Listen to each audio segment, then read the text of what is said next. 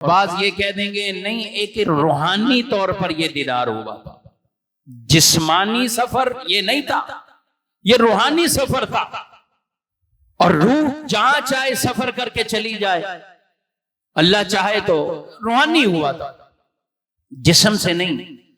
جسم مبارک وہیں مکہ مکرمہ میں۔ پھر وہ یوں طرح طرح کے بہانے بنا کے لوگوں کے دلوں میں معراج کی عظمت کو کم کرنے کی کوشش کرتے ہیں، کہتے ہیں کہ نہیں، جسمانی نہیں تھا۔ بات سرے سے بول دیتے ہیں خواب میں تھا، جاگتے ہوئے وہی کچھ نہیں تھا۔ میں نے کہا اللہ نے قرآن میں یہ فرمایا سبحان الذی اسری بعبدہ، اللہ اپنے خاص بندے کو لے گیا، بروحہ ہی نہیں فرمایا اللہ ان کی روح کو لے گیا، یہ نہیں فرمایا، اللہ خاص بندے کو لے گیا۔ عبد کہتے کسے ہیں؟ روح مع جسم کو عبد کہا جاتا ہے، صرف روح کو نہیں۔ جسمانی طور پر جب ہو تو پھر عبد کا اطلاق ہوتا ہے۔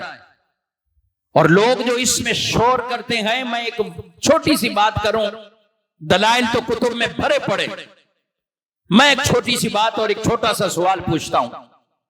بھائی اتنا بڑا مجمع ہے یہ، کوئی شخص آپ کو آ کے خواب سنائے کہ بھائی رات کو میں سویا تو میں تو فلاں ملک میں پہنچ گیا۔ اچھا کہاں پہنچ گئے؟ فلاں جگہ پہنچ گیا۔ چلو مدینے کی بات کرو، جو مدینے کی سوچ رکھتے ہیں اللہ کرے بار بار مدینے پہنچنے رہ گئے، خوابوں میں بھی پہنچے، حقیقت میں بھی پہنچتے رہ گئے۔ اب کوئی آپ کو کہے کہ میں رات کو سویا، مکہ مکرمہ طواف کیا، پھر مدینے کا سفر، حضور کے روزے پر حاضر ہو گیا، پھر آنکھ کھل گئی، نہ ہی کھلتی تو اچھی تھی، اور ہی پہ دیدار کرتا رہتا۔ اچھا مجھے صرف یہ بتائیں، اتنی بات پر کیا کسی بندے کے لیے آگے بنتا ہے کہ اس سے سوال کرے کہ بھائی تیرا تو پاسپورٹ ہی نہیں بنا ہوا، تو کیسے چلا گیا وہاں؟ کوئی سوال کرے گا؟ بھائی نہیں کرے گا۔ اس سے کوئی یہ پوچھے گا کب ویزا لیا، کب ٹکٹ کروائی، کب؟ نہیں۔ کیوں؟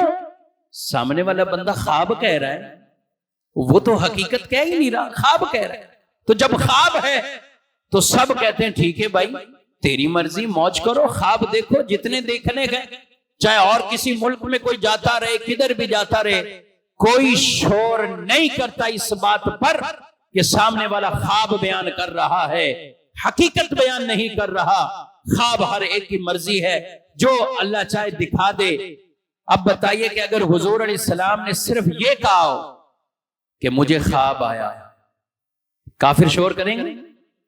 بھی کافروں نے جو شور مچایا، کیوں مچایا؟ وہ شور ہی اس لیے مچایا ہے، حضور نے خواب کا ذکر نہیں کیا۔ وہ شور اس لیے مچایا ہے، حضور نے روحانی ذکر نہیں فرمایا، میری روح کو ہوا یہ معراج ہوئی ہے، بلکہ حضور نے فرمایا ہے تو اپنے آپ نے فرمایا کہ میں خود گیا، مجھے خود لے جایا گیا۔ فرشتوں کی بارات آتی ہے، فرشتوں کی جماعت ایک آ جاتی ہے، بارات سجائی گئی ہے، جنت میں سواری کو لایا گیا ہے، اور مجھے بڑے اعزاز کے ساتھ اس پہ سوار کیا گیا ہے۔ فرمایا میں نے یہ مسجد حرام سے یہ سفر شروع فرمایا ہے۔ ایک روایت کے مطابق ام ہانی کے گھر سے شروع کیا، اور ایک میں آپ نے کعبہ معظمہ مسجد حرام کا ذکر فرمایا، علماء نے تطبیق دی، وہاں سے اٹھے پھر یہاں آئے، یہاں سے یہ سفر آگے اختیار ہوا۔ حضور نے تو یہ فرمایا ہے، کافروں کا شور مچانا اس بات پر دلیل ہے کہ وہ حضور کے خواب کا ذکر نہیں فرمایا نبی پاک علیہ السلام۔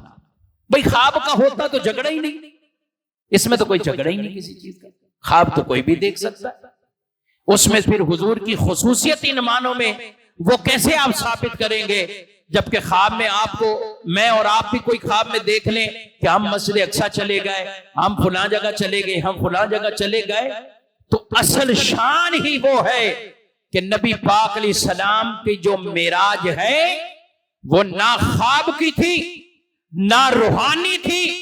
اہل سنت کا عقیدہ ہے میرے مصطفیٰ کریم علیہ السلام اپنے جسم مبارک کے ساتھ یہ سفر معراج آپ نے اختیار فرمایا.